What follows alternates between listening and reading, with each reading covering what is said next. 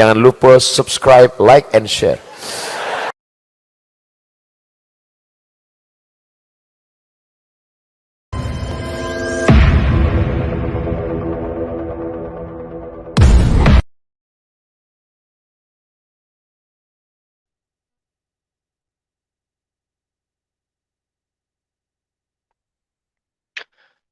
Bismillahirrahmanirrahim. Assalamualaikum warahmatullahi wabarakatuh. Alhamdulillahilladzi an'amana bini'matil iman wal islam wa nusallimu ala khairil anam sayyidina Muhammadin wa ala alihi wa sahbihi ajma'in, amma ba'd. Sahabat-sahabat sekalian, salam satu Tuhan dari saya, Zulkifli Mabas. Jumpa lagi kita pada sesi kali ini, di mana Allah masih melimpahkan rahmat dan hidayah kepada kita semua, sehingga kita masih tetap di dalam nuansa iman Islam, sebuah agama yang dilengkapi dengan tata cara proses penyembahan kepada Sang Pencipta alam semesta, di mana tata cara ini adalah proses ibadah yang telah dicontohkan oleh para nabi-nabi sebelum Rasulullah Muhammad sallallahu alaihi wasallam. Sahabat yang saya cintai dan saya sayangi dimanapun berada, saya mengajak kepada antum semua untuk senantiasa bersalawat kepada junjungan kita Rasulullah Muhammad sallallahu alaihi wasallam, ya, Nabi yang telah membawa kita dari alam gelap gulita menuju alam terang benderang. Sahabat-sahabat sekalian, sesi kali ini sedikit saya akan mengulas tentang tuduhan kaum kafir, ya, kaum kufar, serigala-serigala yang ada di luar sana, yang mencoba untuk melakukan sebuah tipuan halus, ya, untuk mengotori akidah umat Islam dengan pernyataan-pernyataan yang tidak berbobot dan tidak berilmu serta tidak berdasar, di mana di antara mereka itu ada yang mengajarkan bahwa di dalam Al-Quranul Karim, kitabnya umat Islam, itu tidak ada perintah sholat 5 waktu. Nah, sebelum kita masuk ke sana, saya ingin menggelitik akal, ya, akal sahabat-sahabat sekalian. Kalau kemudian ada seorang murtadin mengaku meninggalkan Islam menuju kepada ajaran Kristen dengan alasan saya meninggalkan Islam karena di dalam Al-Quran tidak ada perintah sholat 5 waktu. Nah, lucunya, karena tidak adanya perintah sholat 5 waktu, masuk ke dalam ajaran Kristen, lalu menyembah Yesus. Sementara di dalam kitabnya orang Kristen, baik kitab yang mereka ambil dari agama lain, yaitu agama Yudaism, maupun kitab yang didirikan oleh pendiri agama mereka, yaitu Perjanjian Baru, itu tidak ada perintah menyembah Yesus. Ini lucu gitu loh. Meninggalkan Al-Quran karena di dalam Al-Quran tidak ada perintah ibadah 5 kali sehari.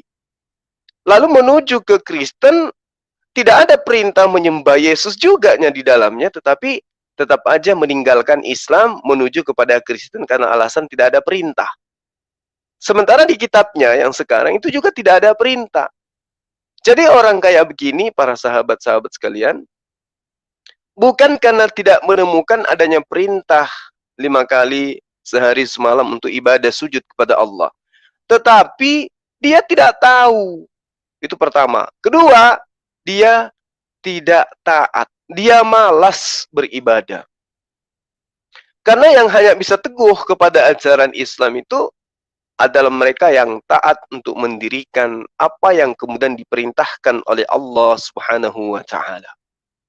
Al-Quranul Karim, para sahabat-sahabat sekalian, itu dengan lugas mengajarkan kepada kita. Misalnya di dalam surah Hud, ayat 114. Bismillahirrahmanirrahim. Wa aqimis salata tarafin النهار وزلفا من الليل إن الحسنات يذهبن السيئات ذلك ذكرى للذاkirin. Jadi orang-orang yang terpelajar terhadap kitab sucinya, khususnya dalam Al-Quranul Karim, jika alasan meninggalkan Islam itu karena tidak adanya perintah sholat 5 waktu, minimal mereka itu paham tentang apa yang menjadi kandungan Al-Quranul Karim yang kemudian penafsir yang termasyhur ya, melalui sabda-sabdanya adalah Rasulullah Muhammad SAW. Nah, di dalil ini nyata sekali. Ada perintah untuk sholat di kedua ujung siang. Kalau berbicara mengenai kedua ujung siang, berarti di situ sudah berbicara 2 waktu. 2 ujung siang itu apa? Siang yang terik, ujungnya zuhur. Siang yang petang menuju kepada situasi di mana sudah redup matahari, itu namanya asar. Jadi, klimaks dari panas itu zuhur. Nah, kemudian titik daripada panasnya matahari itu adalah azhar. Makanya dikatakan wa aqimis sholata tarafin nahar. Laksanakanlah sholat pada kedua ujung siang.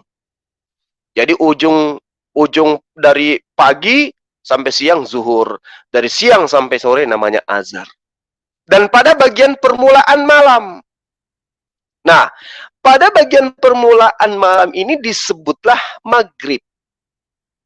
Ya, ini yang tidak diketahui oleh para mu'tadin odong-odong ya, yang meninggalkan meninggalkan Islam karena di dalam Islam kata itu tidak ada perintah itu. Lalu kemudian sahabat-sahabat sekalian, orang yang terpelajar Quran, kalau dia memahami Quran, berarti antara surah Hud dengan surah-surah yang lain, itu dia bisa memahami antara ayat dengan ayat. Al-Quranul Karim mencatat dalam surah Al-Isra ayat 78. A'udzubillahi minasyaitonirrajim. Wa aqimis salata liduluki syamsi ila ghasaqil lail wa qur'anal fajr inna qur'anal fajri kana mashhuda. Coba lihat. Umat Islam memang dikatakan dalam Al-Quran.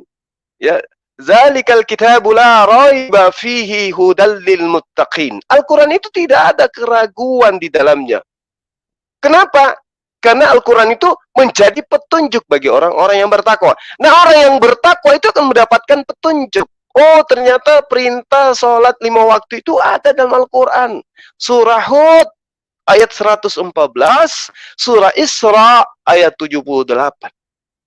Wa aqimis salata liduluki syamsi. Laksanakan salat sejak matahari tergelincir. Ya, ila ghasaqil lail, hingga gelapnya malam. Wa qur'anal fajr, dan laksanakan pula dan dirikan pula atau lakukan sesuatu ibadah pada saat subuh. Kenapa fajar dikatakan subuh? Karena di situ pada saat itu adalah fajar menyingsing di ufuk timur, itu artinya perintah untuk mendirikan pada masa itu. Lalu Allah mengatakan inna qur'anal fajri kana mashhuda. Sungguh salat subuh itu disaksikan oleh malaikat. Nyata kan? Berarti yang dikatakan wa qur'anul fajar itu adalah salat subuh. Ditekankan lagi. Dengan nyata Allah mengatakan inna qur'anal fajri kana mashhuda. Sesungguhnya salat pada fajar itu disaksikan oleh para malaikat. Tadi kita sudah melihat bagaimana kemudian salat subuh itu dilaksanakan, bagaimana kemudian salat isya itu dilaksanakan. Jadi sudah sangat jelas. Kalau di sini bercerita tentang isya dan juga salat subuh dalam surah Al-Isra ayat 78, maka Hud ayat 114 bercerita tentang salat yang tadi. Zuhur, asar, maghrib. Genap, ya, 5. Salatnya maksudnya itu sudah cukup 5 waktu. Aqimis salata liduluk syamsi wa ila ghasaqil laili wa qur'anul fajr inna qur'anal fajri kana mashhuda. Ini bercerita tentang apa? Laksanakanlah salat sejak matahari tergelincir, maghrib. Ya tak? Ketika tergelincir sampai gelapnya malam, isya. Dan laksanakan pula salat subuh, inna qur'ana fajri kana mashhuda. Jadi nyata dalam Islam itu, dalam Al-Quran, perintah sholat 5 waktu itu nyata, bukan main-main. Wa aqimis salata tarafin nahar wa zulafam minal lail innal hasanati yuzhibanal sayyiat. Dzalika dzikra lizakirin. Ini perintahnya jelas. Jadi orang yang kemudian meninggalkan perintah sholat itu karena mereka tidak mengetahui kandungan daripada Al-Quranul Karim. Mereka membabi buta, menuduh Al-Quran disebabkan karena mereka tidak punya ilmu. Mereka tidak memahami Quran. Mereka menafsirkan Al-Quran berdasarkan nafsu syahwat mereka semua. Ibnu Abbas radhiyallahu an, yang dijuluki Tarjumanul Quran, penerjemah Quran, sekaligus orang yang menguasai ilmu tafsir, itu mengajarkan kepada kita bahwa di dalam surah ini diterangkan, ya, di dalam surah lain, ya, daripada Hud, daripada surah Hud dan juga surah Al-Isra, itu sangat jelas dikatakan subhanallah hina tumsuna wa hina hidun. Ya. Jadi sangat jelas dikatakan di situ bahwa Allah menerangkan kepada umat Islam bagaimana kemudian Al-Quranul Karim itu menceritakan perintah sholat kepada umat Islam. Subhanallahi, ya, tumsuna wahina tusbihun. Maka bertasbihlah kepada Allah di waktu kamu berada di petang hari dan pada waktu kamu berada di waktu subuh. Ini sudah nyata di ayat ini sudah diterangkan. Jadi tidak ada keraguan di dalam Al-Quranul Karim di mana orang luar sana bisa menjadikan alasan bahwa dalam Al-Quran itu tidak ada perintah untuk sholat 5 waktu. Walahul hamdu fis samawati wal ar wa asyiyyan wa hina tuzhirun. Ini perintahnya, dan baginya lah segala puji di langit dan di bumi pada waktu kamu berada pada petang hari dan pada waktu kamu berada di waktu zuhur. Subhanallah. Jadi orang yang mengatakan tidak ada dalilnya itu adalah orang yang tidak memahami Quran. Nah, di dalam surah Rum, para sahabat-sahabat sekalian, kata hina tumsuna itu menjelaskan adalah sholat maghrib dan sholat isya. Ini tidak bisa diragukan. Ketika Allah menerangkan hina tumsuna, ya, itu merujuk kepada maghrib dan juga isya. Hina tusbihuna itu jelas bercerita tentang sholat subuh. Asyian itu bercerita tentang sholat asar. Lalu kemudian wahina tudirun bercerita tentang sholat zuhur. Jadi sudah jelas itu. Dinyatakan di dalamnya sholat maghrib, sholat isya, dinyatakan di dalamnya sholat asar, dinyatakan di dalamnya sholat zuhur, dan seterusnya. Ini artinya bahwa, sekali lagi saya katakan, pedoman di dalam kehidupan keberagamaan umat Islam itu sudah jelas, valid adanya, dan tidak bisa diragukan. Ya, dalam surah Rum, Allah telah menerangkan sholat 5 waktu itu. Dalam surah Isra, Allah juga Al-Isra, Allah sudah menjelaskan. Kemudian di surah Hud juga Allah sudah menjelaskan tentang itu.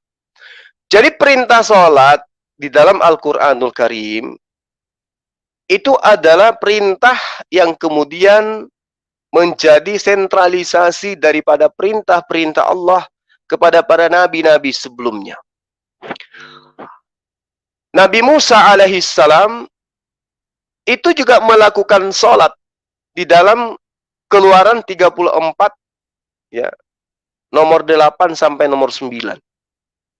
Musa berlutut, lalu bersujud, lalu berdoa. Lalu kemudian Salomo juga, Nabi Sulaiman juga di dalam satu Raja-Raja 8 nomor 22 juga dinyatakan hal yang sama. Salomo berdiri di depan mesbah Tuhan, kemudian dia tedahkan tangannya, lalu kemudian dia berdoa. Nah, juga bisa dilihat di dalam nomor 54 dari satu Raja-Raja 8 ini, atau di dalam Tawarik 6 nomor 13 sampai nomor 14. Lalu kemudian Nabi Yusak atau Yosua itu di dalam kitabnya Bani Israel ya, Yosua 5 nomor 14. Dia katakan, akulah panglima bala tentara Tuhan, sekarang aku datang lalu sujud ya, dengan muka menyentuh tanah, menyembah, lalu kemudian berkata, apakah yang akan dikatakan kepadaku. Nah, lalu kemudian Nabi Ayub juga di dalam kitab Ayub 1 nomor 20 sampai nomor 21. Berdirilah Ayub, lalu mengoyak jubahnya dan mencukur rambutnya, kemudian sujudlah ia menyembah kepada Allah. Nabi Isa yang mereka palsukan namanya menjadi Yesus, di dalam Matius 26 nomor 39, maka Yesus maju ke depan. Ini cerita jadi imam dia. Lalu sujud, lalu kemudian berdoa, ya Bapa, ya Allahku. Di dalam Lukas 22 nomor 41 sampai seterusnya ya, Yesus berlutut dan berdoa. Di dalam Markus 14 35 36 Yesus merebahkan diri ke tanah lalu berdoa. Jadi orang-orang Israel keturunan Nabi Ishak itu ketika dia berada di bait suci atau di hadapan Allah, mereka ibadah, mereka itu berlutut, mereka itu sujud, wajah sampai ke tanah. Keluaran 12 nomor 27 sampai nomor 28. Lalu berlututlah bangsa Israel dan sujud menyembah kepada Allah. 2 Tawarik 7 nomor 3 juga sama. Berlutut di atas tanah, kemudian mereka bersujud menyembah kepada Allah. Jadi nabi-nabi sebelumnya itu melakukan prosesi yang sama dengan sholat, meski syariatnya belum dipatenkan. Karena memang pada saat itu belum wajib hukumnya, mereka seperti umat Islam yang sudah wajib hukumnya. Kalau mereka belum, baru Allah menyatakan diri. Ya, baru Allah menyatakan diri kepada bangsa sebelum Islam, tetapi Allah sudah menunjukkan cara untuk bagaimana menyembah kepada dan prosesi ibadah itu. Lalu kemudian ketika Islam itu datang, barulah kemudian perintah diwajibkannya sholat yang para nabi lakukan itu. Inna sholata kanat alal mu'minina kitabam mauquta. Sungguh sholat itu adalah kewajiban yang ditentukan waktunya atas orang-orang yang beriman. Nah, orang kafir ya, yang murtad itu tidak bisa dia diatur seperti itu, tidak bisa. Dia maunya, semau maunya aja, bebas dia. Dan dia lebih suka nyanyi itu. Lebih suka konser daripada ketaatan pada Allah dalam beribadah. Khusyuk dalam beribadah. Dia lebih suka diiringi piano, lebih suka diiringi gitar, lebih suka diiringi drum dalam menyembah sembahannya. Kalau Islam dan para nabi-nabi terdahulu itu jelas tidak diajarkan konser di dalam rumah ibadah. Saya kira begitu para sahabat-sahabat sekalian. Mungkin ada yang ingin bergabung dengan kita. Silakan. Atau ada yang ingin bertanya. Kita lihat dulu komen-komen teman kita di live chat. Mana tahu ada yang mau bertanya. Yang mau ke atas panggung silakan, ada linknya saya siapkan di live chat. Silakan mau dialog langsung dengan saya. Kapan lagi kita ngobrol bareng, minum kopi campur masako sambil membahas tentang hal yang lagi hangat-hangatnya diperbincangkan, yaitu prosesi ibadah menurut Islam dan menurut ajaran para nabi-nabi sebelum datangnya Islam sebagai agama yang disempurnakan kemudian. Oke, sahabat-sahabat silakan yang ini yang mau bergabung dengan kita, silakan. Ada yang mau bergabung dengan kita atau ada pertanyaan silakan nanti adminnya bacakan, nanti saya yang uraikan pertanyaannya. Ya, silakan yang mau bergabung. Oh, ini kita sudah punya tamu. Mudah-mudahan tamu kita pada malam hari ini noise. Assalamualaikum Bang Jul. Waalaikumsalam warahmatullahi wabarakatuh. Masya Allah. Akhirnya Saya pecah juga. iya, Ada kawan juga malam ini. Dari saya mana, Bang? dari Surabaya Bang Jul. Cuman Oh, ini di tempat saya, Surabaya. iya tempat saya lagi rame jadi nggak bisa banyak Iya, ngomong. iya sih. Ada Banyak acara. suara. Iya, dilanjut aja Bang Iya. Jul. Saya itu saya tadi di live chat gregetan sama oten-oten itu. Beraninya nantang Oh, di otennya disuruh ke atas, Bang. nggak Biar kita berani. cakap-cakap. Beraninya di channelnya sendiri. Di Oh, channelnya kebetulan malam mereka. ini saya tidak bawa cangkul, jadi nggak usah takut untuk disunat. Saya dan baca Bang Jul, saya nyimak aja. Soalnya masih ramai di rumah saya. Dilanjut Bang Jul. Baik, baik, baik. Makasih ya, Bang. Salam sama keluarga ya. Oke, sahabat-sahabat sekalian, kita belum ada pertanyaan mungkin atau admin silakan tunjukkan live comment mana tahu ada pertanyaan apa gitu. Hmm, pertanyaan, ke bawah lagi, ke bawah lagi. Yesus bersujud berdoa, bukan jingkrak-jingkrak menurut Nur Aziza Samiun. Ya, itu betul. Jadi Yesus itu dalam ibadah sujud ya. Yang namanya sujud, wajah ke lantai. Berarti kepala lebih rendah daripada bokongnya gitu. Kenapa? Apa hikmahnya itu wajah harus ke lantai? Artinya kita tidak boleh menyombongkan diri di hadapan pencipta alam semesta. Maka wajah ini harus sujud, merendah. Artinya yang selama ini kita diukur sombong itu adalah wajah, kepala, mulut. Mulut itu posisinya di atas. Maka ketika kita menyembah kepada Allah, sujud, merendahkan diri kepada Allah, maka wajah ini lebih rendah daripada perut. Nah, kenapa? Apa hikmahnya? Untuk menyadarkan kita selaku ciptaan, menyadari bahwa kotoran yang ada di atas perut, di dalam perut itu tidak jauh lebih hina daripada wajah kita di hadapan Allah. Maka kita tidak boleh menyombongkan diri. Makanya ada perintah di kitabnya Bani Israel, sunatlah hatimu. Kenapa ada perintah sunat hati? Bukan hatinya itu dikerat pakai pisau, bukan. Sunat hati itu maksudnya dihilangkan kesombongan. Ketika diperintahkan sunat-sunat, ketika diperintahkan puasa-puasa, ketika diperintahkan sujud-sujud, jangan sombong dengan mengobok-obok perintah Tuhan, dengan mencari-cari alasan. Oh, Tuhan sudah datang bunuh diri untuk supaya kita dibebaskan dari aturannya sendiri. Itu namanya aturan nenek mukiper, dibikin-bikin itu, akal-akalan itu.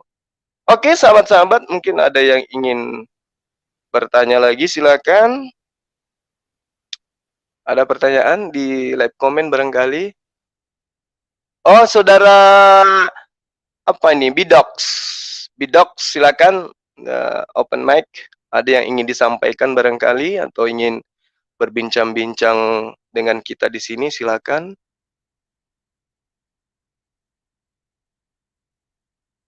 Oh, keluar. Ini ada pendatang baru, Saudara Putra Medan. Putra Medan, silakan open mic. Ada yang ingin disampaikan atau ada yang ingin diperbincangkan dengan saya pada malam hari ini? Waktu dan panggung saya persilahkan. Tengang. Saudara Putra Medan, silakan masuk. Saya baru masuk, jadi saya tidak tahu alur alur ceritanya ini apa gitu. Nggak perlu, memang nggak ada alur cerita, cuman intinya bahwa para nabi sebelumnya itu dalam prosesi ibadah itu sujud di dalam beribadah. Gitu loh, Bang. Iya, iya, iya. Iya. Dari sekte mana rupanya? Ya, saya nyimak aja lah. Oh, Saya ya saya baik. Muslim, Bang. Alhamdulillah, Masya Allah, Subhanallah, Allahu Akbar. Baik, Bang, kita tunggu sahabat-sahabat kita yang lain. Mohon maaf, Bang Putra Medan. Silakan yang lain, mungkin ada Saudari Cahyati Riningsi. Nah, ini kayaknya mau bertanya tentang sunat ini. Silakan Mbak Cahyati Riningsi. Assalamualaikum Bang Zuma. Aduh, terima kasih. Waalaikumsalam warahmatullahi wabarakatuh. Masya Allah. Malam ini saya dilantik jadi dokter nih, lagi cari pasien. Silakan Ukhti. Ada yang mau disampaikan mungkin? Enggak lah, ini aku baru pulang dari masjid, jadi baru buka channel, baru gabung. Oh, Masya Allah. Habis dari masjid ngapain? Sujud? Enggak, main. Oh, main apa rupanya di masjid? Pengajian, pengajian. Enggak. Ini tadi cuma dapat belakangnya doang, belum nyimak secara penuh. Oh ya, intinya saya hanya ingin menyadarkan kepada teman-teman bahwa murtadin yang mengatakan bahwa di Al-Quran itu tidak ada perintah sholat 5 waktu itu adalah akal-akalan mereka. Nyata kok di dalam Al-Quran ada. Oke, di tengah-tengah kita ini telah hadir beberapa sahabat kita. Mungkin kita sapa dulu. Ada Saudara Rahmat, ada. Ayo menolak kereba tuh, penggawa, menolak kereba. Apa? Ini bahasa masuk kok pakai bahasa Jepang, Bang. Assalamualaikum. Waalaikumsalam warahmatullahi wabarakatuh. Tak kana belai tahu bahasa Indonesia. Bisa aja, bisa. Oh, bisa. Ya, kita jangan menggunakan bahasa Jepang. Di sini masih banyak yang belum mengerti. Bang, mau bertanya aja, Bang. Iya. Ini kemarin kan ada keluarga ke rumah sakit, tuh. Iya. Nah, bilangnya dia didoakan seorang pastor di sana. Itu kira-kira boleh nggak itu, Bang ya? Pasturnya itu cari kerjaan itu. Dia berdoa kepada siapa? Makanya kan aku tanya dulu sama Abang kan. Di rumah sakit. Nggak bisa, tanya aja, doakan aja itu Tuhannya. Mudah-mudahan Tuhannya bisa diselamatkan. Oh iya. Iya. Iya toh. Kan kasihan kita lihat. Iya, itu sampai hati Allah tak pernah baju tuh Tuhan lah. Jadi harus didoakan itu. Iya, murah tuh. Kita jangan mau didoakan sama yang beda agama, nggak perlu. Oke, di tengah kita ada saudara kita ya. Ada, kita sapa dulu teman kita Aryabi. Selamat malam, Bang. Ya, selamat malam. Bang Ari ini pakai baju tapak suci atau apa ini, Bang? Tidak, Bang. Baju biasa saja ini, Bang. Assalamualaikum, Bang. Waalaikumsalam warahmatullahi wabarakatuh. Saya sudah lama Bang ini mau masuk ke channel Abang ini. Saya ngefans banget sama Bang nih, Bang. Masya Allah, subhanallah, Allahu Akbar. Ya, apa kabar, Alhamdulillah. Bang? Alhamdulillah, sehat-sehat selalu, Bang. Oh, alhamdulillah. Masya Allah. Berapa malam, Bang, saya mau masuk ini, Bang, tapi kemarin saya mau masuk itu saya sudah keluar, sudah mau balik baru Abang live saya tengok itu. Aduh, kasihan saya ini, saya tak pernah dapat masuk, saya bilang gitu. Ya, alhamdulillah. Saya ini betul ini ngefans sama Abang ini, betul ini. Saya sudah dari 2 tahun ini, Bang, saya sangat ngefans sama Abang. Bahkan debat Abang itu tiap hari saya tonton itu, Bang. Masya Allah. Aduh. Alhamdulillah, saya senang sekali sekarang nih, Bang. Senang sekali saya ini dapat walaupun tidak bertemu di dunia nyata, Bang. Tapi saya sangat senang sekali, Bang. Iya, ini sudah di dunia nyata ini, Bang. Bukan di dalam mimpi. Iya, kita sudah nyata ini. Aduh. Cuman belum menggigil ini, Bang, ini, Bang. Masya Allah. Saya ini ada di Brunei sekarang, Bang. Saya ada di Brunei nih, Bang. Oh, di Brunei, Masya Iya, Allah. iya, iya. Kalau teman kita yang tadi itu di Jepang. Oh iya, Yang iya, tadi iya. itu. Dari kemarin Bang Sudah. saya mau masuk itu, tapi bagaimana caranya mau masuk ini tempat Bang Zul, saya bilang gitu. Masya Allah. Jadi ya, Ya, Alhamdulillah hari Ahad ini kita jumpa-jumpa ya Bang. Iya, Cuman pada iya, iya, intinya Bang. gini loh Bang. Saya itu menjadi kristolog bukan karena hobi ngobrol atau hobi berdebat, bukan. Tidak sama dengan teman-teman kita di luar, dalam hal ini apologet Kristen, itu memang karena hobi debat, bukan karena menyampaikan kebenaran. Sudah tahu salah, tapi karena memang suka debat, ya debatin aja, yang penting asal bunyi gitu loh. Udah Iya, nyata iya. salah, udah nyata salah, yang penting bunyi, kata dia. Iya. Masya Allah. Ya udah Bang, salam sama keluarga Iya. Bang ya. Iya, iya, iya Bang. Ya, oke Bang, sampai sini saja dulu Bang ya. Oke, Oke, siap. Kita assalamualaikum. sapa-sapa. Waalaikumsalam warahmatullahi wabarakatuh. Kita sapa teman kita yang lain. Ada sahabat kita Ainur Rezeki. Wah, namanya cantik sekali namanya. Assalamualaikum. Waalaikumsalam warahmatullahi wabarakatuh. Masya Allah. Saya ngefan banget. Dari mana pula Bang? Dari Singapura juga, ada dari Thailand, dari Amerika, atau Dari Malaysia. Oh, Malaysia, Masya Allah. Ya. Ngefan banget. Saya Bunda Zuma tegas. Sama dengan selalu diskusi sama Rudy Yohanes, selalu memang saya dengar guru tegas gitu. Itu saja Bang yang saya ucapin. Oh iya, kita harus tegas ke sahabat-sahabat kita yang otaknya nggak berfungsi gitu loh. Anggaplah itu sebuah strom untuk supaya berfungsi otak. Sama si lagi kalau Gurunda diskusi sama si Edis, banyak muter-muternya Edis.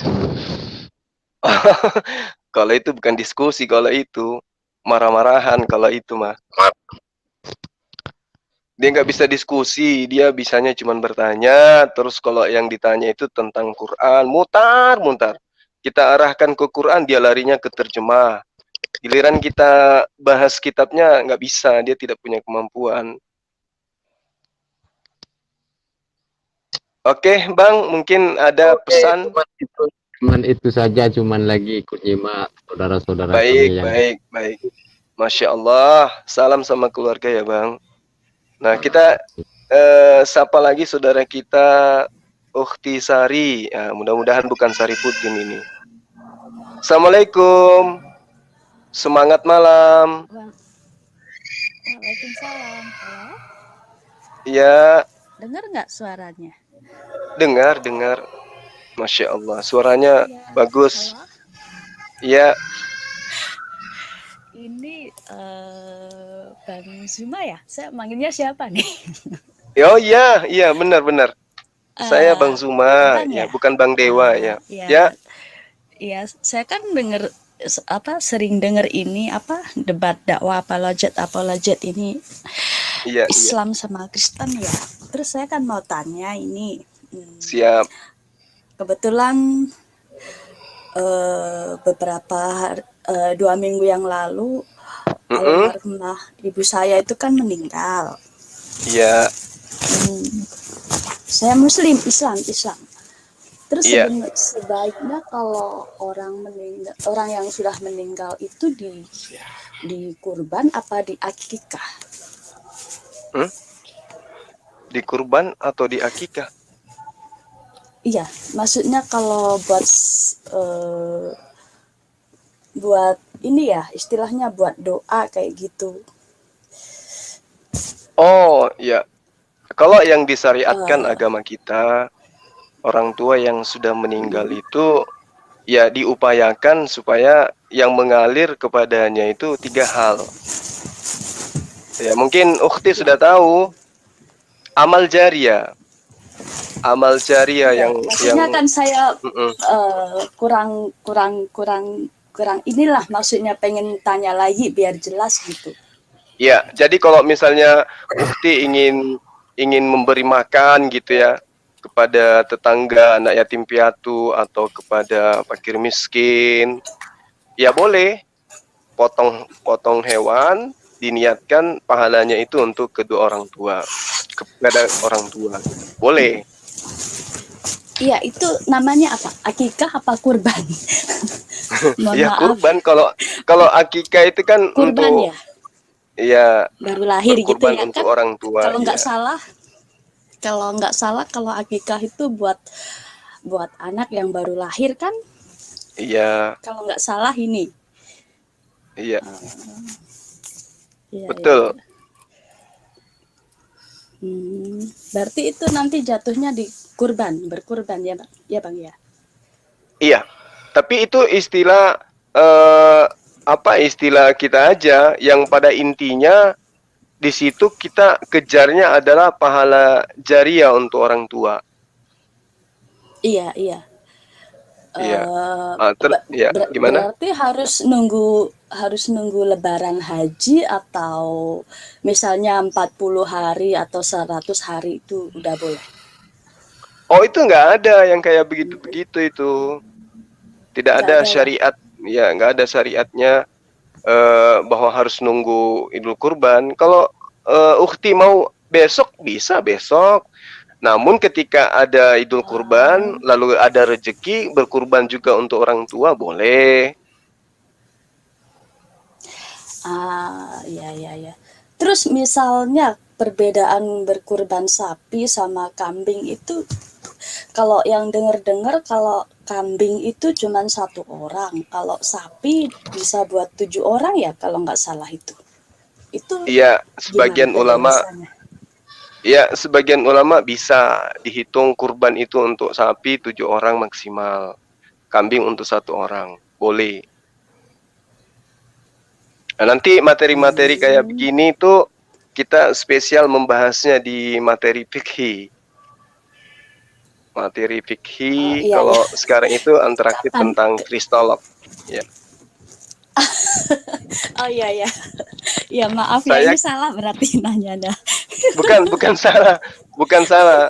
Momennya kita lagi membahas tentang kristolog. Kalau saya memang spesialis kristolog. Lain kalau ustadz kita yang lain memang khusus fikih, ya fikih bahasnya. Kalau saya perbandingan agama, ukhti. Iya, saya sering dengernya itu. Cuman saya pengen tanya aja, kan cuman bisa tanyanya di sini ya. nggak sekarang maksudnya, lain waktu kan nggak tahu bisa apa enggak kayak gitu. Maaf ini sebelumnya. Iya, nggak apa-apa, ukhti, nggak apa-apa. Yang pada intinya saya sampaikan tadi bahwa akikah ya itu berlaku kepada anak yang baru lahir. Orang tua pun yang belum diakikah itu boleh diakikah kalau ada izin dari beliau. Kemudian ketika orang tua sudah meninggal, kita ingin berkurban atau kita ingin bersedekah atau kita ingin berinfak, ya saya rasa tidak perlu kita ketahui apa namanya akikah atau namanya kurban ini. Anda usah bingung dengan itu. Karena pada intinya yang dilihat oleh Allah itu adalah amal jariahnya. Kita berkurban mengatasnamakan orang tua, kita bersedekah dengan atas nama orang tua gitu. Nah, kalau misalnya ukhti bisa Idul Kurban berkurban lagi, terus minggu ini berkurban juga, ya boleh. Lebih banyak lebih bagus gitu. Iya. Makasih. Ukhti di kota mana ini? Penjelasannya ya. Ukhti di kota mana? Saya dari Malang. Saya dari Kendal, Semarang, Jawa Tengah. Oh, Semarang. Iya, Masya Allah. Salam sama keluarga. Tapi sekarang lagi? Tapi sekarang saya lagi di Korea. Oh, di Korea. Oh, pantasan suaranya bagus. Iya. Terima kasih. Ini maksudnya kan masih bingung. Iya, Ukhti, nanti kita belajar. Sering dengerin ini Bang Juma dialog kayak gitu. Masya Allah. Semoga nanti akan lahir kristolog dari Korea lah. Ya. Dari Ukhti Sari bisa jadi pendebat dari Korea. Amin. Kapan-kapan kalau ada ini. Iya, siap. Oke, nanti kita sapa dulu sahabat kita, ya, saudara. Makasih penjelasannya ini. Makasih. Meski tidak memuaskan ya. Waalaikumsalam warahmatullahi wabarakatuh. Saudara Bit, silakan. Assalamualaikum, Bang Yusuf. Waalaikumsalam warahmatullahi wabarakatuh. Iwan Fals atau siapa ini? Masya Allah. Ganteng kali orang. Ya. Oh, Caca Handika, iya benar juga. Masya Allah. Iya Bang, silakan Bang. Mau bertanya boleh Bang? Masalah ya. Seorang dikatakan Muslim itu kalau dia sudah bersyahadat kan ya Bang ya. Terus masalahnya itu kalau itu kan setelah ada Rasulullah SAW. Terus saya pernah dengar itu ada orang itu punya statement begini. Orang Muslim itu bersyahadat. Jadi sebelum ada Rasulullah dia bukan Muslim gitu Bang. Itu bagaimana Bang? Mohon pencerahannya. Iya. Jadi bersyahadat itu kan artinya gini. Setiap nabi yang diutus oleh Allah kan kepada kaum. Yeah. Benar Bang ya? Yeah. Ya. Jadi ketika datang misalnya kita hidup pada masa Musa alaihissalam. Nah, ketika kita mengakui bahwa Musa itu adalah nabi utusan Allah, maka kita menjadi pengikutnya. Artinya kita menjadi saksi bahwa keberadaan Nabi Musa alaihissalam itu adalah sebagai utusan Allah. Nah, apakah dia sudah bersyahadat pada masa itu? Ya bersyahadat, meski bukan syahadat namanya. Contoh, dia mengaku bahwa Musa itu nabi. Nabi siapa? Nabi utusan Allah. Berarti kan dia sudah dua syarat, sudah dilalui. Begitu juga Nabi Isa. Ketika dia datang, maka dia harus diterima. Karena kalau dia diterima, berarti sama halnya menerima yang mengutus dia. Artinya orang ini bersyahadat. Meski tidak dilafalkan bahwa saya bersaksi tidak ada Tuhan selain Allah yang mengutus Yesus atau Isa, dan Isa itu adalah utusan Allah. Berarti dia sudah bersyahadat. Berarti dia menjadi seorang Muslim, pengikut daripada aturan main Tuhan pada masa itu. Nah, ketika Rasulullah Muhammad SAW itu datang, demikian juga adanya. Demikian juga adanya. Cuman pada masa itu, pada masa Nabi Isa alaihissalam, ya tidaklah mungkin orang bersyahadat dengan menggunakan nama Rasulullah Muhammad SAW. Tetapi pengikut yang sesungguhnya dari Nabi Isa itu menyadari bahwa pesan daripada guru saya sebelum terangkat ke langit mengatakan bahwa akan datang sosok Nabi setelah dia yang akan mengajarkan segala sesuatunya. Makanya ahli kitab itu yang betul-betul belajar tentang kitabnya, bukan menunggu kedatangan seorang nabi dengan kebencian, tetapi betul-betul menunggu seorang nabi entah itu dari manapun datangnya, itu akan menemukan kebenaran itu. Contoh misalnya Waraka, bagaimana dia ahli kitab, bagaimana dia adalah orang Yahudi yang taat kepada Torah, yang taat kepada kitabnya Bani Israel, ya. Lalu kemudian ketika ada tanda-tanda itu kepada Rasulullah, dia katakan ini yang tertuang di dalam kitab suci sebelum Al-Quran. Maka dia akan dibenci oleh kaumnya. Orang ini memiliki tanda-tanda yang sama diceritakan di dalam kitabnya para nabi. Makanya Waraka itu dikenal sebagai sosok imam atau rabi, ya, rabi Yahudi yang menerjemahkan bahasa Ibrani dari kitabnya Bani Israel dan bahasa Aramaik masuk ke dalam bahasa Arab.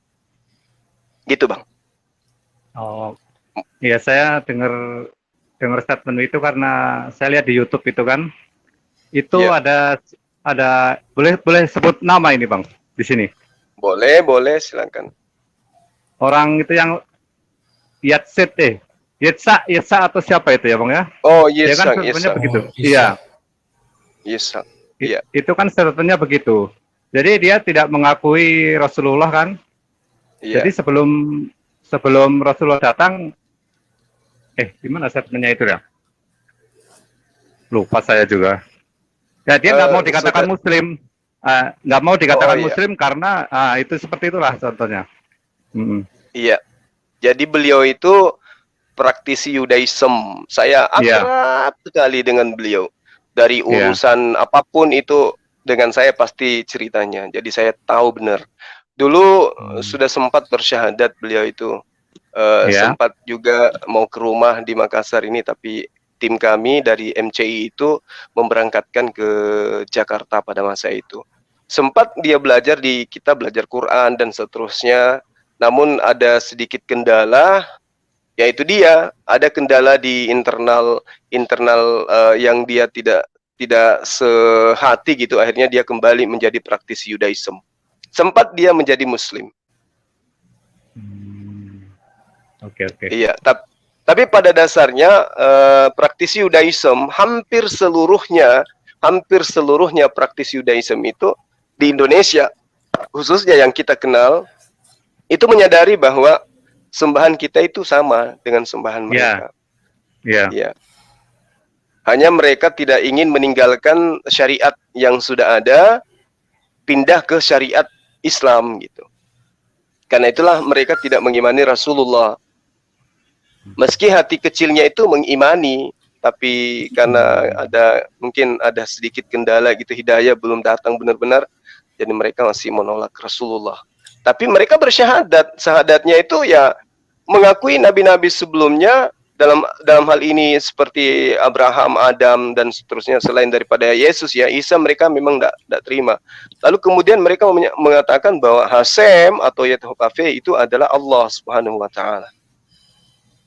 Kira gitu, Bang. Terus ada lagi menyangkut masalah nama-nama Allah itu, Bang. Yang Asmaul Husna 99. Itu juga sama kan menurut dia. Tapi pandangan dia ke Islam itu seolah dia itu Tuhan itu ada 99 gitu, mengartikannya gitu. Pernah seperti itu katanya ucapannya dia. Saya ngikutin debat dia itu. Jadi sebenarnya saya pun pernah berdialog sama beliau.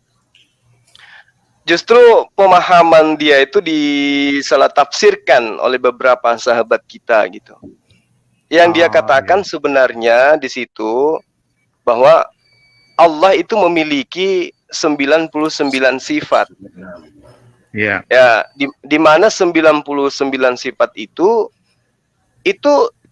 adalah merupakan sifat dari satu esensi. Jadi satu esensi memiliki 99 sifat yang kemudian orang Yahudi praktis Yudaism sebut dengan El-Qana, El-Rakum, Wekanun, El-Galol, kemudian El-Kabir, El-Yakskif, El-Sagi dan seterusnya. Jadi mereka mengakui bahwa Hasem itu memang memiliki sifat Maha Pemurah, Maha Pengasih, terus kemudian Maha Pencemburu, Maha Agung, Maha Besar, Maha Perkasa. Mereka akui itu.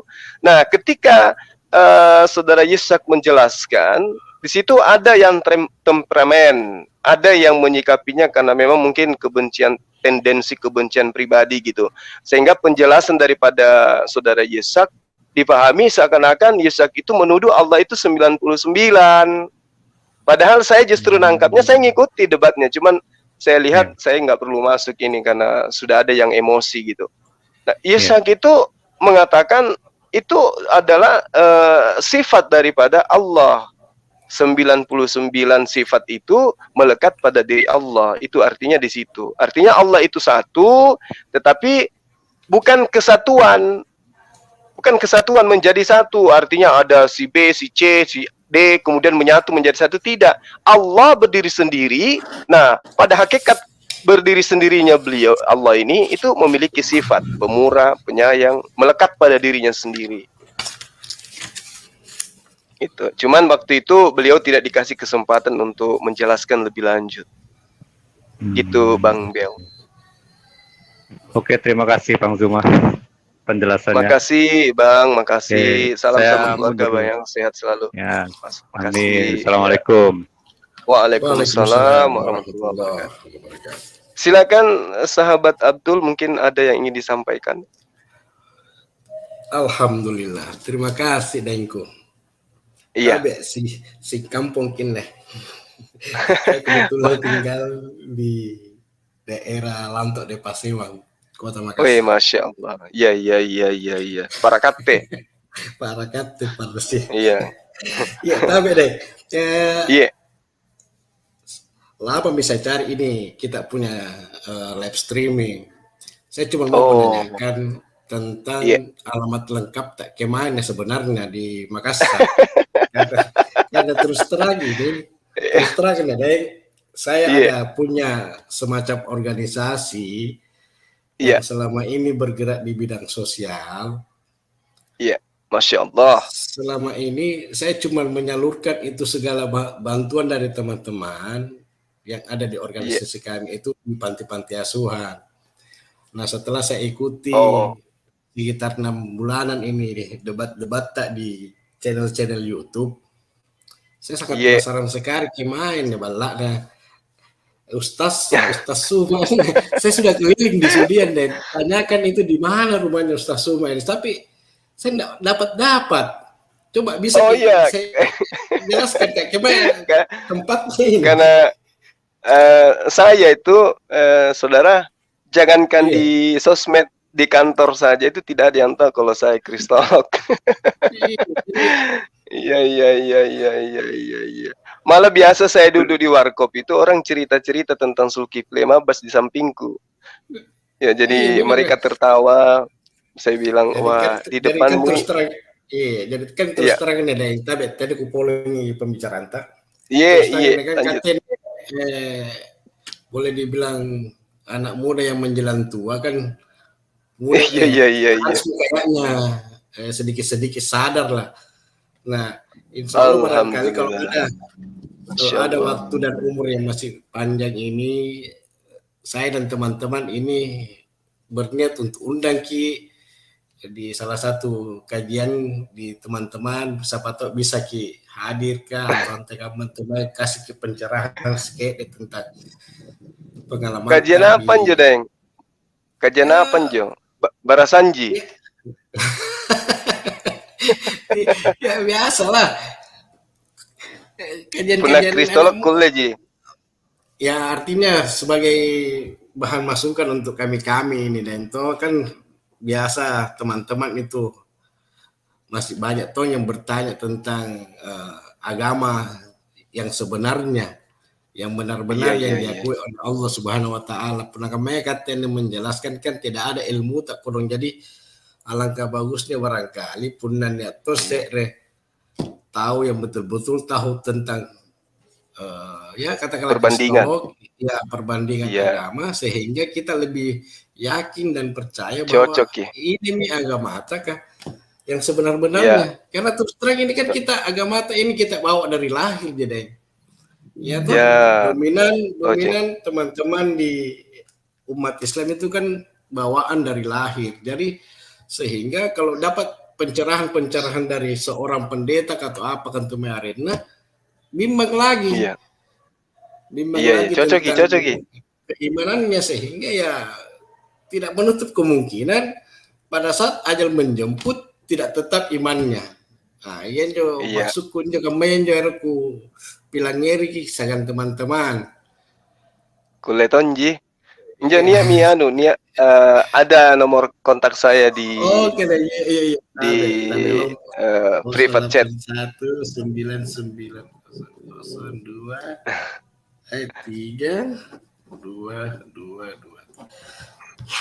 Ya. Sedikit informasi dari kebetulan bergerak di bidang sosial khususnya di PMI. Jadi PMI, berarti dikenal kianu Haji Benhar. Kalau Benhar kayaknya dia di kota deh, di provinsi nah. Oh iya. Pak Adnan Yasin Limpo. Cocok. Cocok.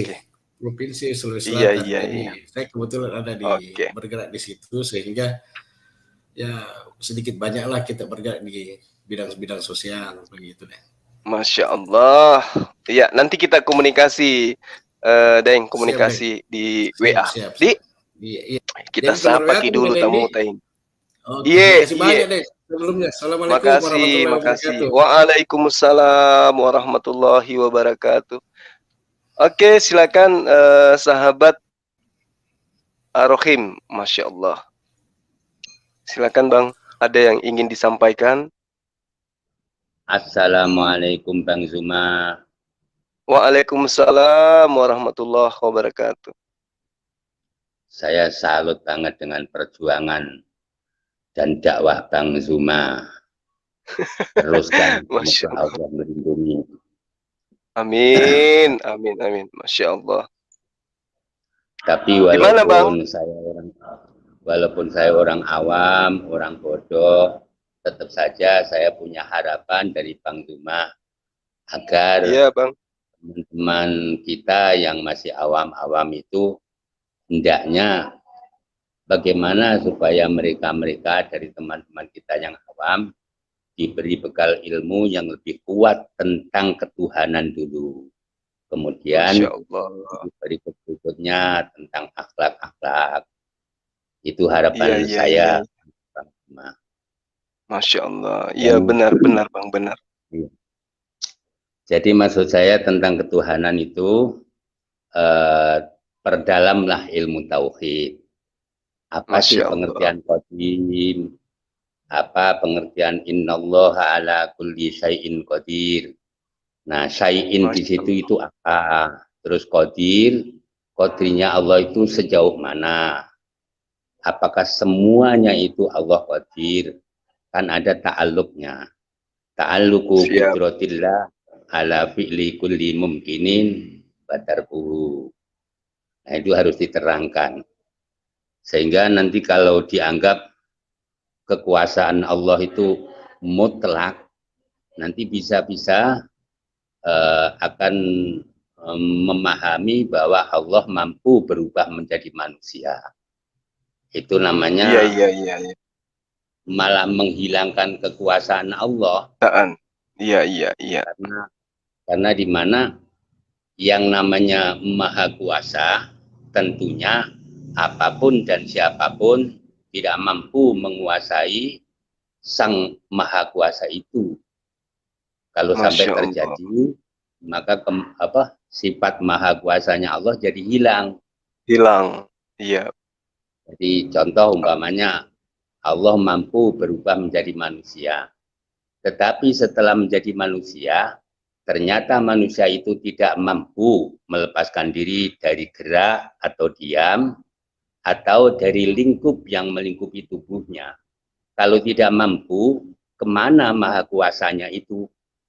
Kok jadi tidak mampu? Iya, benar. Itu berarti qadirnya Allah tidak ada hubungannya terhadap hal-hal yang tidak mungkin.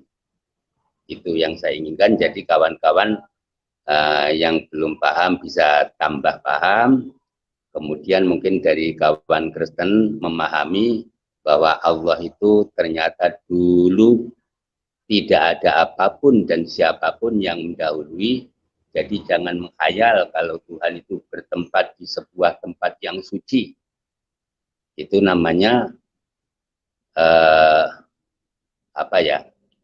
nanti ada tanda tanya, ada pertanyaan, siapa yang menciptakan tempat yang ditempati Allah itu? Kalau umpamanya ya Allah sendiri, sebelum menciptakan, lalu Allah di mana? Nah, kesimpulannya kan berarti tidak bertempat. Itulah yang benar. Masya Allah.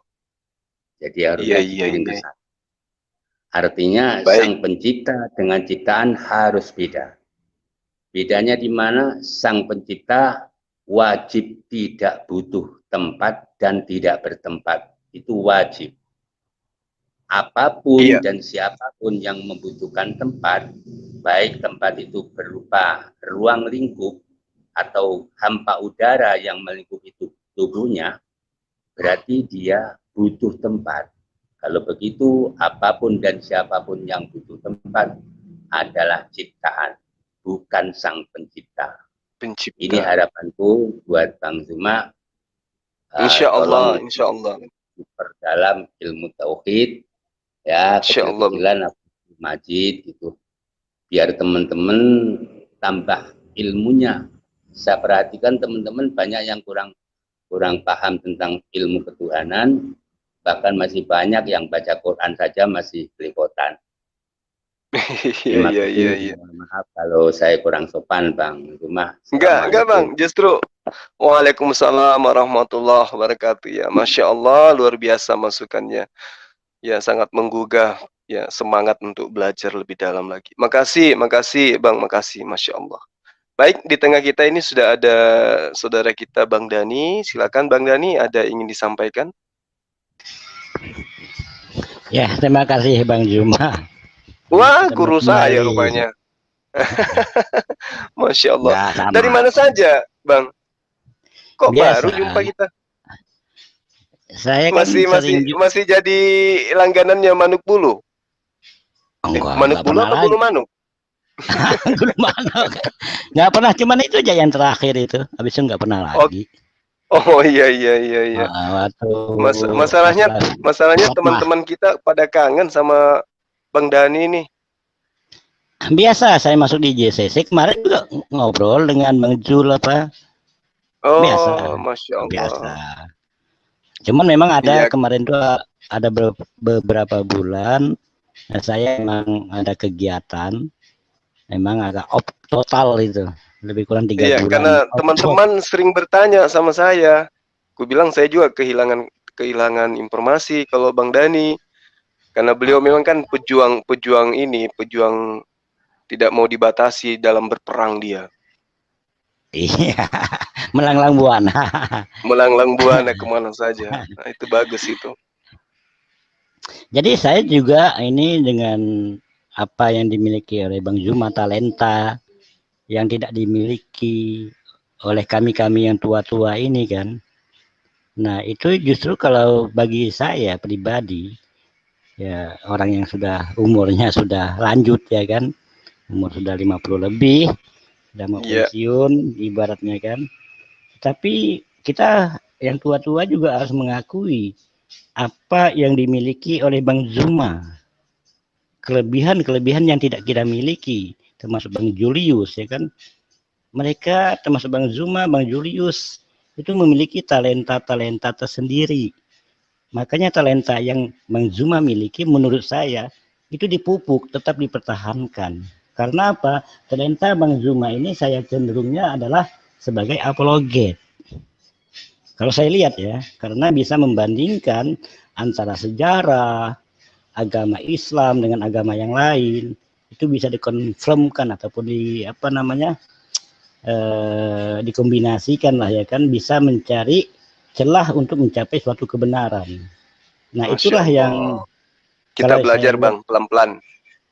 Iya, makanya cuman iya itu saya salut juga apa yang disampaikan oleh teman-teman saudara-saudara kita muslim tadi tentang masalah tasawuf, masalah apa, masalah tauhid. Masalah tauhid. Ya itu sih boleh saja sebagai pengetahuan, tetapi bukan suatu yang harus Bang Juma tonjolkan. Itu disimpan saja untuk di dalam diri kita. Tapi yang Bang Juma tonjolkan di sini, yang ditampilkan di dalam media sosial, tetap Bang Juma memiliki talenta itu. Apa talentanya itu? Apologet yang bisa menyebabkan saudara-saudara kita yang notabene-nya pengetahuannya yang dulunya tidak mengerti tentang Alkitab, sehingga mereka mengerti, kemudian mereka bisa memperkuat keimanan mereka terhadap Islam. Karena apa yang Bang Juma sampaikan itu di mata masyarakat itu justru memperkuat keimanan umat Islam yang lemah menjadi kuat. Insyaallah, amin. Yang saya amati seperti itu. Makanya talenta Bang Juma ini jangan sampai padam. Jadi tetap saja Bang, kalau dapat ya dimapankan tentang ajaran-ajaran di dalam agama di sebelah ya kan. Tetapi jangan ada unsur nista, penistaan ataupun menyimpulkan. Kita hanya sifatnya bertanya, menjelaskan, ya kan? Karena kalau kita menyimpulkan ataupun penjelasan kita di luar konteks yang tertulis di dalam Alkitab, khawatirnya itu takut terkena delik. Nah, itu aja yang kita khawatirkan itu. Makanya Bang Juma menyampaikan apa-apa yang ada di dalam Alkitab itu kan bisa disinergikan dengan kitab-kitab ayat satu dengan yang lain, disinergikan sehingga menimbulkan menampakkan kebenaran itu, sehingga kebenaran itu akan lebih terang di saat Bang Zuma mengkombinasikan ayat dengan ayat Alkitab maksudnya ya kan. Nah, itu kelihatan sekali. Jadi waktu Bang Zuma menampilkan ini ayatnya begini, di kitab ini begini, kitab Matius atau apa kan, sesama kitab itu Bang Zuma kombinasikan, kan akan nampak cahaya di situ. Cahaya apa? Nah, kan cahaya yang pernah Allah berikan kepada Bang Zuma ini sebagai talentanya. Maka kebenaran itu akan jelas terpancar. Makanya saya harapkan Bang Zuma jangan terjebak dengan masalah filsafat ataupun tasawuf. Kalau Bang Zuma terjebak di dalam tasawuf, itu pengalaman pendahulu kita, para ulama terdahulu dari kaum Khawarij, Mu'tazilah, itu sudah terjadi, tidak akan selesai. Karena itu bersifat apa yang namanya tasawuf itu kan membutuhkan ilmu yang lebih tinggi yang tidak dimiliki. Itu ilmunya tidak bisa diungkapkan kepada murid atau kepada khalayak ramai. Makanya Rasulullah SAW itu tapi faktanya di dalam sejarah ada wahyu yang tidak dimasukkan di dalam Al-Quran. Padahal itu wahyu Allah, tetapi tidak dimasukkan ke dalam Al-Quran, yang dinamakan hadis qudsi. Kenapa Rasulullah itu? Nah, itu kan terjadi karena Rasulullah waktu berdebat berdialog dengan Ali bin Abi Thalib tentang wahyu Allah kenapa tidak dimasukkan ke dalam Al-Quran ini.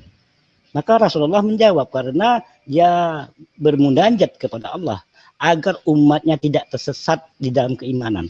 Karena ayat-ayat ini bisa membahayakan keimanan, membahayakan pengajaran dari Rasulullah. Maka Rasulullah bukan membuang istilahnya, menyingkirkan ayat-ayat itu untuk tidak dimasukkan ke dalam Al-Quran. Sehingga terjadi yang namanya hadis qudsi. Itu sejarah itu. Nah inilah yang kita wanti-wanti. Jangan sampai Bang Zuma juga terjebak dengan makna daripada pembelajaran tasawuf tadi.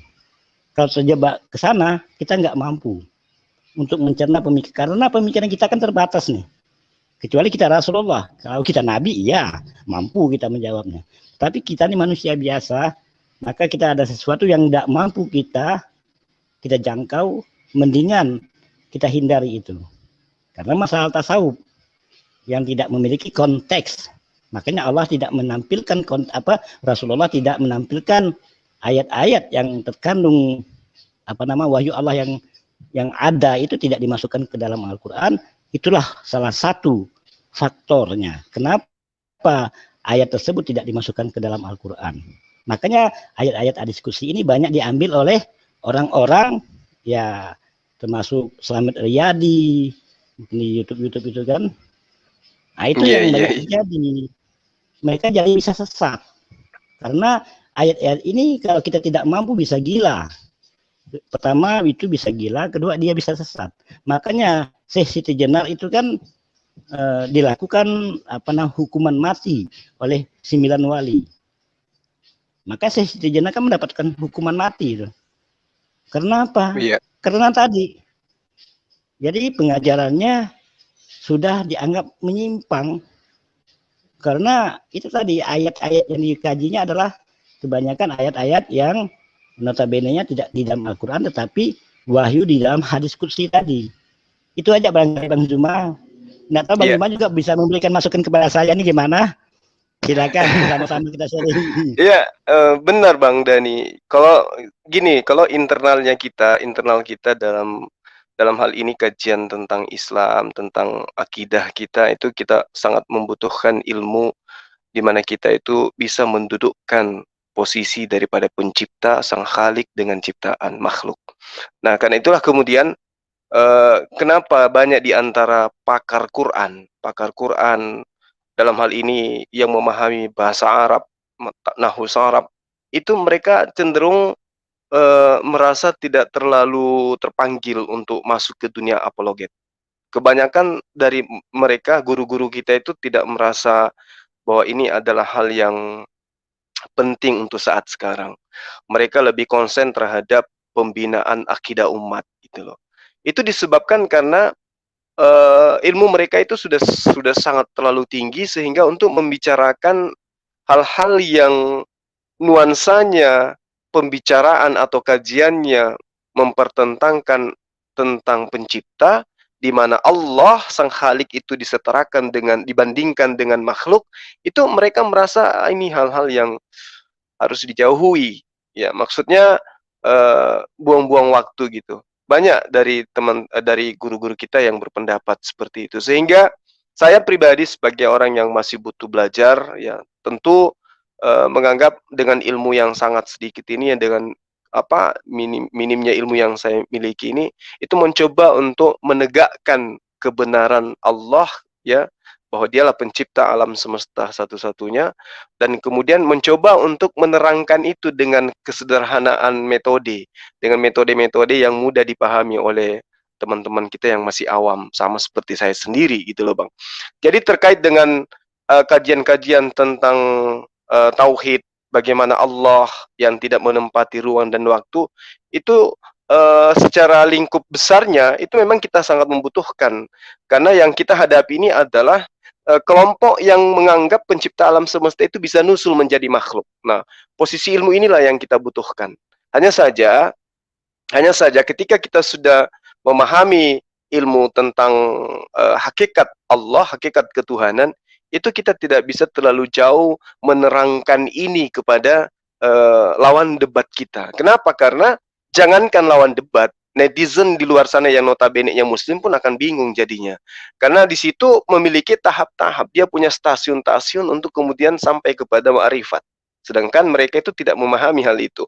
Yang mereka paham, ya Tuhan pencipta alam semesta inkarnasi menjadi manusia. Nah, kalau kita tabrakkan dengan pemahaman tasawuf, ya, tentang takhalli, tajalli, kemudian sampai kepada ma'rifat, mereka akan bingung sendiri, sehingga bukan cuma membingungkan debaters lawan kita, tapi juga akan membingungkan netizen yang masih awam tentang itu. Karena itulah Bang Dhani, saya masih memposisikan diri saya sebagai orang yang masih sangat butuh belajar.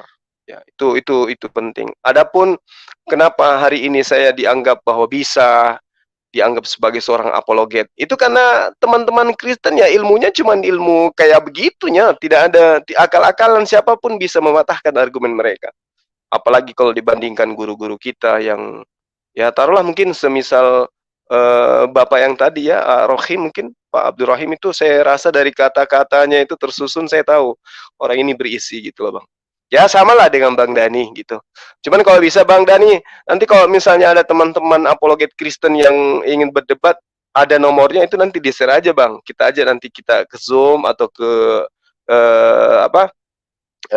streamnya kita di sini, karena ini stream saya sudah siapkan untuk menjamu teman-teman Kristen yang mau berdialog.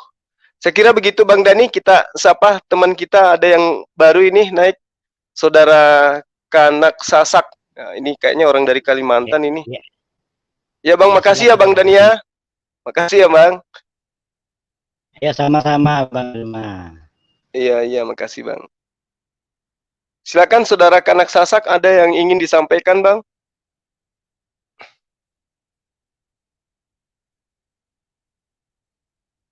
Halo? Orang Portugal bilang, hola. Halo, Assalamualaikum. Ya.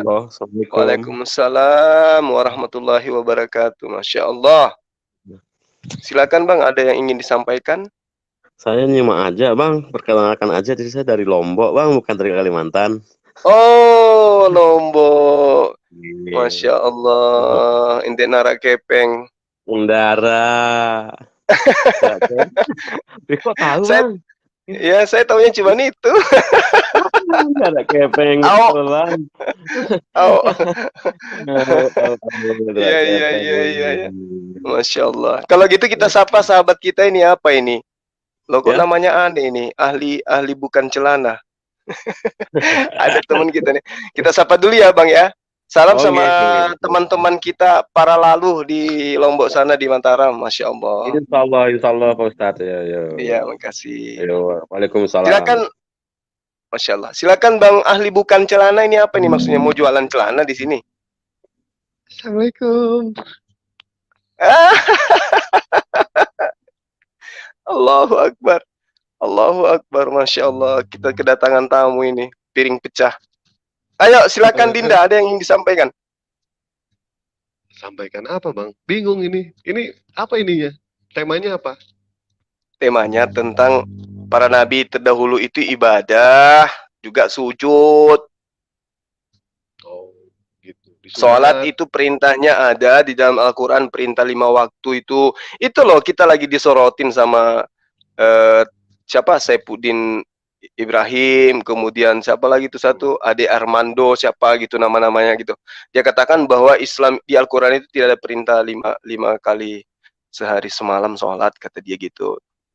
Ya, Sementara itu dari Al-Qur'annya dibuka aja, itu surat Al-Isra dibuka, ya kan? Iya. Semuanya dibuka, Bener. ya kan? Total Hud semuanya ada juga, berapa? betul. Ya, Hud. Ar-Rum juga ada, betul. Ar-Rum, ditotalin aja semua ada berapa di situ. Terus sholat Jumat juga ada. Nah, sekarang ketika kita bertanya ke mereka itu, mana perintah Yesus masuk ke gereja? Kan tidak ada. Mana perintah Yesus menyabatkan hari Minggu? Tidak ada. Oh, tidak berkaca diri gitu. Dan untuk mengenai sunat ini juga sempat yang namanya sering dibahas ya, masalah sunat gitu. Terus Yesus disunat hari ke-8, sementara Nabi Ibrahim alaihissalam disunat umur 90 tahun. Nah, disinilah kemahaadilannya Allah Subhanahu wa Ta'ala itu. Kenapa kenapa diwajibkannya itu tidak diwajibkan mengenai soal hari, soal umur, tetapi itu wajib, intinya sunat. Kalau misalkan sunat itu diwajibkan umur 8 hari, ya kasihan para mualaf. Kalau diwajibkan umur 90 tahun, nyampe tidak umur kita? Ditanya nanti. Iya. Yang mualaf-mualaf kan kasihan gitu kan. Yang umur 20 tahun, oh wajibnya cuma hari ke-8. Oh, salah itu. Disitulah jawaban. Kalau Islam itu memerintahkan, tidak akan pernah yang namanya membantah. Kami dilarang makan babi, kami tidak perlu mengetahui ada apa gitu kan di balik itu semua. Itu orang-orang kafir, Bang. Sunat kami diperintahkan, kami tidak harus mengetahui buat apa. Yang penting kita diperintahkan, kita laksanakan. Orang-orang kafir lah nanti yang meneliti. Kenapa sunat ini bisa sampai wajib gitu kan? Bisa sampai wajib. Nah, orang-orang yang malah Dewa ini lagi bikin soto ini Bang nih, soto lumayan kan ini, kalau ada yang disunat bisa dijadiin kikil juga ini Bang. Benar Bang? Allahu Akbar. Dagingnya Masya Allah. Udah itu aja. Dewa pengen tahu nih temanya apa, nggak ngerti ini. Ya silakan lanjut aja, Dewa nyimak nih Bang. Iya, oke deh. Ya, kita sapa dulu teman kita dari Bang Amin Amrul. Masya Allah. Ji Samsu atau apa ini? Bang Amin, silakan Bang. Ada yang ingin disampaikan Bang? Ya cuma dengar-dengar aja, ikut belajar. Nah, ini kayaknya orang dari timur ini Bang. Bukan, dari Banyuwangi. Oh, Banyuwangi. Iya. Masya Allah. Ya, silakan Bang. Mungkin ada mau salam-salam apa gitu, salam sama Bang Dewa atau Iya, salam. Atau siapa gitu. Kenal dia. Nggak kenal sama Dewa sama dia. Nggak kenal. Masa sih? Kenal dong pasti. Cuma terpesona aja, cuma bahasanya Bang Zulkifli Abbas. Bang Dewa juga, aku berguru sama beliau. Itu kok bisa lancar itu gimana ya bahasa-bahasanya? Oh, Dewa kasih tip aja ya, Bang ya, boleh Bang? Iya, silakan. Dulu di zaman Nabi Musa alaihissalam, kita wallahu alam ya, Nabi Musa itu ada yang mengatakan versi yang ini bukan ini ya, tapi ini melainkan beda pendapat. Ada yang mengatakan kalau Nabi Musa alaihissalam itu bicaranya itu cadel. Ada yang mengatakan Nabi Musa alaihissalam itu bicaranya gagap. Nah, makanya doa yang terkenal Nabi Musa itu Robi Sohri Sodri. Kalau misalkan kita mau bicara kita itu lancar, sebelum kita masuk ke ruang diskusi, kita baca surah Al-Fatihah, dan doa Nabi Musa 3 kali, insya Allah. Tetapi ya yang namanya kesalahan itu tetap ada. Bahkan sekelas Umar bin Khattab paling takut dia berbicara banyak. Soalnya kenapa? Pasti kepleset, ada keplesetnya. Maka dari itulah kita yang berdoa aja bisa kepleset, apalagi orang yang tidak berdoa. Tapi berusahalah untuk kita berdoa supaya apa? Supaya kita tidak dijadikan orang yang sombong. Itu aja tip dari Dewa. Saya speak Oke, Bang. Ya. Bang Suma. Ya. Ya. Jadi Pak Rohim masih di sini, jadi minta nomornya di sini aja. Pak Rohim bisa ngasih nomor HP-nya biar kita semua tahu nanti kalau menghubungi Pak Rohim di mana. Iya benar Bang, saya lagi minta di private chat tadi. Mana tahu bisa dikasih biar kita bisa belajar gitu ya. Pak Rohim masih monitor ini Pak Rohim. Mungkin nanti beliau catatnya di ini Bang, biar nomornya tidak dipublikasikan gitu. Ya. Gini Pak, Bang Juma, jadi saya kasih masukan Pak Amin Amrul ya. Jadi kalau pengen pinter itu sering-sering ngikuti channelnya Bang Juma. Bang Juma itu ilmunya sak karung, bahkan berkarung-karung. Ilmu ya apaan? Ilmu koar-koar. Tapi masuk di akal semua. Jadi di logika kan. Insya Allah Bang. Saya senang ikuti. Jadi apa argumennya Bang Suma itu sebenarnya mereka sudah kewalahan, sudah keteteran, tapi ya namanya jurus berkelit kayak belut putih masuk oli, jadi lebih licin lagi. Padahal sudah keteter, sudah kepepet, tapi ya berkelit lagi kembali ke awal. Apalagi si Edis itu, siapa itu? Hanya Tando, kalau ditanya. Lanjut Bang Suma. Iya. Baik Bang, kita sapa ini ada teman kita. Yang tadi udah keluar ya? Iya. Bang, ada masuk di Chrome ya, Bang. Nggak bisa di aplikasi Zoom langsung ya? Iya, benar. Masuknya di Google Chrome ya? Iya, di StreamYard. Oke. Iya. Nanti kalau misalnya ini hari Kamis siang kita pakai StreamYard ini lagi di acara MMCI di Arena. Oke. Baik Bang, mungkin kebetulan nih saya lihat ada informasi dari teman kita dari tim CCC bahwa di grup Bang Handi itu ada beberapa rekan Kristen di sana. Mungkin di sini kita tutup. Saya insya Allah akan mengarah ke sana. Karena ini juga sudah 1,5 jam kurang lebih. Ya Bang ya? Saya ikut di sana. Baik, makasih banyak Bang semuanya, sahabat-sahabat saya di sini.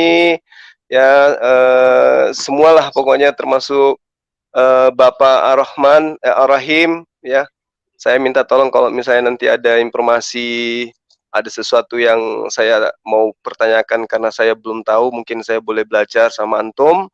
Karena saya yakin bahwa apa yang antum berikan tadi informasi itu adalah merupakan satu masukan yang sangat positif secara pribadi kepada saya, dan itu saya sangat-sangat menghargai karena saya memang prosesnya masih tahap belajar. Dari proses belajar inilah kemudian saya mencoba untuk sambil belajar sambil syiar. Nah, mudah-mudahan dengan cara menyampaikan apa yang saya terima itu bisa lebih mudah tersep di memori saya, seperti itu.